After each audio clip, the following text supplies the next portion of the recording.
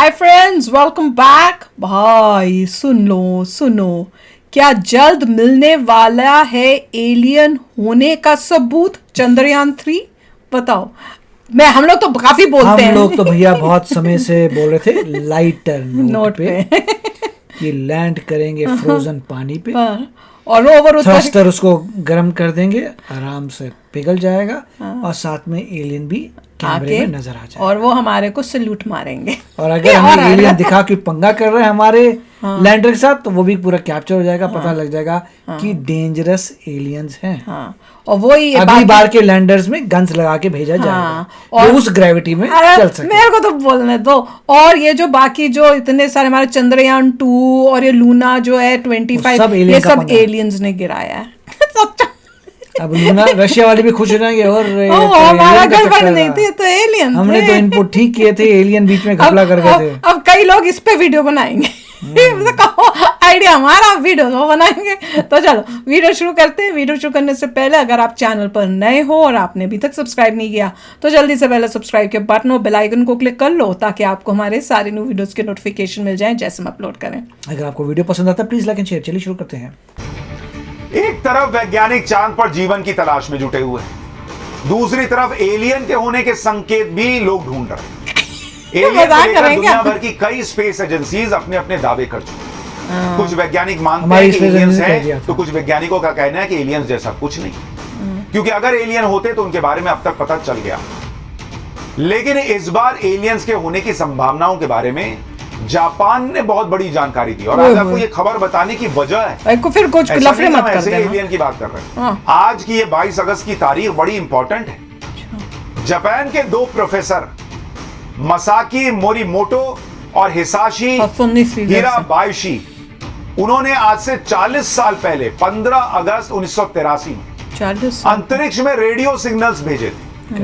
1983 अगस्त का महीना 15 अगस्त। अच्छा। रेडियो सिग्नल्स को लगातार एक सीरीज में भेजा गया और वापस जवाब आया। इसके लिए अमेरिका में स्टैनफोर्ड यूनिवर्सिटी के हाई पावर एंटीना का इस्तेमाल किया गया। यह सिग्नल पृथ्वी से 16.7 प्रकाश वर्ष दूर एक्विला नाम के तारामंडल में भेजा गया, जहां ऑल्टेयर नाम का तारा है। जिस तरह सूर्य को एक तारा कहा जाता है और जिसके चारों तरफ पृथ्वी की तरह कई ग्रह घूमते हैं, उसी तरह ऑल्टेयर के चारों तरफ कई ग्रह घूमते हैं, सोलर सिस्टम। दरअसल वैज्ञानिकों का मानना है कि हमारे सौरमंडल की तरह अंतरिक्ष में कई और सौरमंडल हैं। इनमें ऑल्टेयर नाम के सौरमंडल में जीवन हो सकता है। इसलिए 40 साल पहले सिग्नल भेजा गया। वो पहुंचा, जैसे वो ऋतिक रोशन के फिल्म में नहीं भेजा था, पौ, पौ, पौ, पौ। उससे बहुत एडवांस, लेकिन वो तो फिल्म थी।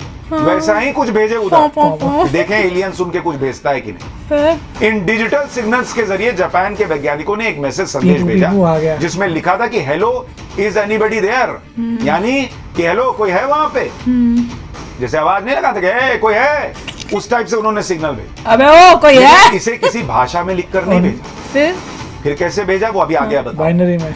इसके अलावा कुछ ऐसे मैसेज भेजे थे जिनमें कुछ पेंटिंग्स या आकृति उभर कर आती। दरअसल एलियन किस भाषा को समझते हैं इसके बारे में कोई पता तो है नहीं। अगर एलियन हैं तो किस भाषा को समझते हैं किसी को पता नहीं। इसलिए सिग्नल के जरिए ऐसी पेंटिंग्स तैयार की गई ताकि दूसरी दुनिया का अगर कोई है, एलियन अगर है, तो कुछ तो समझ सके, उस पर कुछ तो हाथ में हमारी अर्थ है क्या? इन पेंटिंग्स में इंसान की उत्पत्ति की पूरी यात्रा बताई गई ताकि अगर कोई समझ रहा है तो समझ पाए कि ओ अच्छा ऐसे ये लोग ये अपना एड्रेस ही दे दिया। मैं आपको आगे बताऊंगा, लेकिन अभी जापान के वैज्ञानिकों का मानना है कि दूसरी दुनिया से एलियंस के रेडियो सिग्नल का जवाब आ सकता है। इसके लिए जापान के योगो यूनिवर्सिटी में 64 मीटर रेडियस का एक बहुत बड़ा एंटीना लगाया गया है। इसे आसान भाषा में रिसीवर आप कह सकते हैं। कुछ रिसीवर। अब आप कहेंगे ये खबर आपको आज ही क्यों बता रहा हूं?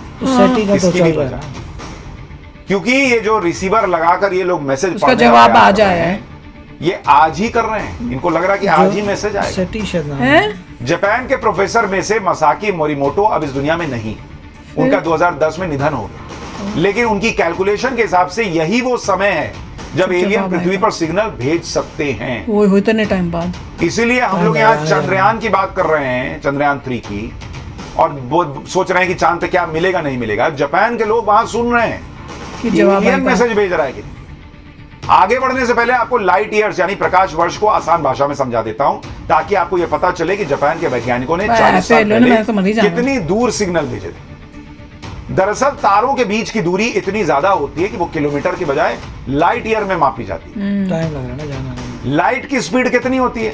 3 लाख किलोमीटर प्रति सेकंड। मतलब 1 सेकंड में जो लाइट है वो 3 लाख किलोमीटर जाती है। यही लाइट 1 साल में जितनी दूरी तय करती है, 1 सेकंड में 3 लाख किलोमीटर। अब आप सोचिए 1 मिनट में 3 लाख किलोमीटर इंटू 60 हो गया। फिर ऐसा करते करते 1 साल में सोचिए कितना करोड़ों लाख किलोमीटर, उसके बाद 1 करोड़ साल। उसको 1 साल में जितना लाइट दूरी तय करती है उसको लाइट ईयर यानी प्रकाश वर्ष कहते हैं। अगर इस हिसाब से 16.7 प्रकाश वर्ष को किलोमीटर में काउंट कीजिएगा तो 158 लाख किलोमीटर की दूरी बैठती। इतना दूर सिग्नल भेजे थे ये लोग जापान 1983। 40 साल पहले जो वैज्ञानिकों ने सिग्नल भेजे थे उनसे जो तस्वीर तैयार हुई थी, 20 साल जाने में 20 साल आने में। इसमें धरती पर इंसानों का विकास कैसे हुआ ये बताया गया था। आपने सारी बातें स्कूल में बायोलॉजी के चैप्टर में जरूर पढ़ी। तुम किसी और को क्यों बता रहे हो? हमें क्या एलियन कैसा होगा? जरा ये तस्वीर दिखाइए। उससे पूछो कि तुम कहाँ हो, कहीं देखेगा अपना बताइए जा रहे तो समझेगा। जैसे ये देखिए, ये जो दिखाया गया फोटो बड़ी गड़बड़ कर दी यार। ये लोग बना के सिग्नल के जरिए कोई ना देखे। तुम करो ना यार, यहाँ दिखाओ। ये देखिए जीव का डीएनए। डीएनए बता इसके बाद आप देखिए ये अमीबा की फोटो बना के भेजे, एलियन देखेगा तो समझेगा अच्छा कुछ अमीबा है। जरूर नहीं पता। जेलीफिश ये सब हो ही ना, बना के भेजे कि देखो कहां से हम अमीबा से, फिर जेलीफिश की बात हुई, फिर फिश की बात हुई कि देखो ऐसे ऐसे हम लोग आगे बढ़े हैं, एम्फीबियन जीव बने, फिर रेप्टाइल वो भी तो हमें भेज सकते थे, हमें क्या जरूरत है? मानुष की तस्वीर आगे जा रहे हैं कि देखो इससे हम लोग जो है इंसान बन गए, हमने बच्चे पैदा किए, फिर मनुष्य का शरीर बन गया, हम लोग थोड़ा सारी। और ये तस्वीर हमारी भेजी कि भाई कैसे देखो हम लोग आगे बढ़े, ये सब समझ लो। तो अगर वहां भी एलियन कोई होगा, बायोलॉजी पढ़ता हो तो कहेगा अरे ये तो हमारा ही सिलेबस है, वो एलियन ही अलग होगा। ऐसा नहीं होगा, लेकिन अभी पता ही नहीं एलियन है कि नहीं है, पर प्रयास कर रहे हैं कि पता लगे कि क्या स्थिति गड़बड़ कर दी। एलियंस को लेकर अब तक की जानकारी में ये पता चला कि वो इंसानों की तुलना में बहुत स्मार्ट और एडवांस है। अब जिसको लग रहा है कि एलियन होता है वो लोग ये दावा कर, चलिए बताऊंगा। कई वैज्ञानिकों का दावा है कि एलियंस के पास इंसानों के बारे में ज्यादा जानकारी है, जबकि इंसानों के पास उतनी जानकारी नहीं है। दुनिया भर के वैज्ञानिकों में इस बात की बहस होती रही है कि एलियन है या नहीं, लेकिन अब जो वीडियो सामने आए हैं उन्हें देखकर एलियन के अस्तित्व को पूरी तरह खारिज भी नहीं किया जा सकता। कौन सी वीडियो आई है? अमेरिका में यूएफओ यानी अनआइडेंटिफाइड फ्लाइंग ऑब्जेक्ट देखने से जुड़ी कई घटनाएं सामने आती रही। साल 2010 का न्यूयॉर्क का वीडियो आपको दिखा रहा हूं, जिसमें आसमान में अजीब तरह की आकृति वाली कुछ चीजें उड़ती हुई दिखाई दे रही थी। ये थोड़ी देर दिखने के बाद आसमान में गायब हो गई। तब इसकी बहुत चर्चा हुई थी कि ये कहीं यूएफओ तो नहीं है, कोई दूसरी दुनिया से आई हुई चीज तो नहीं। एक और वीडियो देखिए, 2020 में अमेरिका के एक नेवी पायलट ने अपने फाइटर जेट से इस वीडियो को बनाया था। इसमें भी यूएफओ जैसी फाइटर पायलट भी आया है बोलने, कुछ नजर आ रही है। इस वीडियो को अमेरिका के डिफेंस हेडक्वार्टर पेंटागन ने जारी किया, लेकिन किसी को पता नहीं कि ये यूएफओ है कि नहीं, एलियन है कि नहीं। अमेरिका में एलियन और यूएफओ का मामला वहां की संसद में भी उठ चुका है। पिछले महीने जुलाई में अमेरिकी कांग्रेस की एक ओवरसाइट समिति ने यूएफओ पर सुनवाई रखी हुई। इसमें बाइडेन सरकार के लिए कई सांसदों ने सरकार से एलियन और यूएफओ को लेकर अपनी नीति स्पष्ट करने के लिए कहा। इस सुनवाई के दौरान अमेरिका के पूर्व नौसेना पायलट रेयान ग्रेव्स ने कहा कि अगर यूएफओ विदेशी ड्रोन है तो यह तत्काल राष्ट्रीय सुरक्षा का मुद्दा है, अगर ये कुछ और है तो अमेरिका के आसमान में पूरे देश के लिए एक चिंता का विषय है। दरअसल हवा में उड़ने वाली किसी भी अज्ञात चीज को अमेरिका की सरकार यूएपी यानी अनआइडेंटिफाइड एरियल फिनोमेना कहती है। पिछले कुछ सालों में दिखे यूएपी पर सरकार ने रिपोर्ट जारी की है। इसमें कुछ यूएपी या यूएफओ को सरकार अभी तक समझ नहीं पाई। इस सुनवाई के दौरान अमेरिकन एयरफोर्स के पूर्व खुफिया अधिकारी डेविड ग्रोश ने आरोप लगाया कि सरकार ने यूएपी देखे जाने के मामले से जुड़े अपने रिसर्च को छिपाया है। अमेरिकन सरकार को कुछ यूएपी भी मिले हैं जिसकी डिटेल में रिवर्स इंजीनियरिंग यानी गहराई से पता किया जा रहा है। इस अधिकारी ने यह भी दावा किया कि सरकार के पास कुछ एलियन या कुछ ऐसी अज्ञात चीजों के अलावा इन विमानों से कथित तौर पर बरामद जीव यानी एलियन के अवशेष भी हैं, ये दावा करता है। एक जिंदा भी सुना है, सभी आरोपों से इनकार किया। कुल मिलाकर कहा जाए तो एलियन और यूएफओ को पूरी तरह नकारा नहीं जा सकता, लेकिन उनको माना भी नहीं जा सकता क्योंकि कोई पुख्ता सबूत अभी देता ही नहीं प्रूफ। क्या करें? ये सिर्फ कोई साइंस फिक्शन भी नहीं है, लेकिन सच्चाई है या नहीं ये भी किसी को पता वही तो। अब देखते हैं कि जापान के वैज्ञानिकों को एलियन से संपर्क उनका होता है या नहीं। क्योंकि वहां पर जो लूनर न्यू ईयर मनाया जाता है वो आज की तारीख में वो मनाया जा रहा है। पतलू जो है और इसीलिए खाना 22 अगस्त को उनको लगता है कि वहां से एलियन जो है वो संदेश भेजेंगे, और जो बड़ा वाला इन्होंने रिसीवर लगाया है उसमें कुछ तो मैसेज आएगा कि हाय जापान मैं आ रहा हूं। बोल रहा हूं लेकिन होगा क्या पता। भाई कोई नहीं ढूंढेगा एलियन, सिर्फ हमारा चंद्रयान 3 ढूंढ के लाएगा। अब पानी के साथ उसमें एलियन भी ढूंढना उसका ये मिशन है।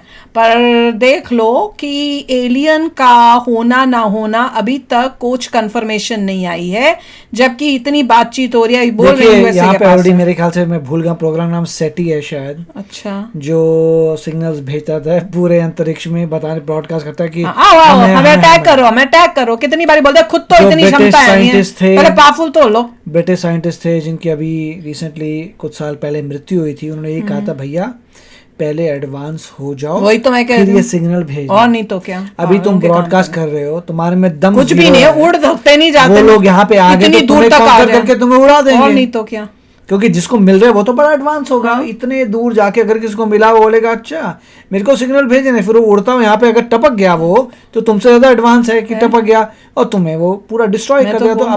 तो अभी मत भेजो, तुम पहले स्ट्रांग हो जाओ फिर अभी हमसे मून तक नहीं जाया जा रहा है, चले दूर। ये पॉइंट अब जापानी भाइयों ने भेज दिए, हो गया काम, सारा बता दिया हम बने कैसे क्या है सब कुछ बताने वाली बात किसी को ना मिले। हाँ, और उसके बाद सिटी प्रोग्राम वगैरह को रोको कि हाँ, भैया सबको क्यों बना ब्रॉडकास्ट कर रहे हैं। कोई ब्रॉडकास्ट करने की जरूरत नहीं, पता नहीं कहाँ पे कौन रहता हो कैसा हो। और ये जो भी एलियन की रेंडरिंग है मुझे पता नहीं किसने बनाई है, उसके बाजू देखिए पतली से, उसे खाना खिलाओ थोड़ा मोटा हट बने हम खिलाएंगे ना। रेंडरिंग की से पता नहीं मरियल जे, और उसके पीछे एक रीजन है, उन्होंने ये दिखाया है कि ह्यूमन बीइंग्स इवॉल्व होके ऐसे हो जाएंगे। क्यों? क्योंकि ब्रेन का यूज इतना बढ़ जाएगा तो ब्रेन बढ़ जाएगा और बॉडी खत्म हो जाएगी, कम हो जाएगी, क्योंकि फिजिकल एक्टिविटी खत्म हो। तो उसके पीछे भी साइंस थी कि ऐसा क्यों बनता है।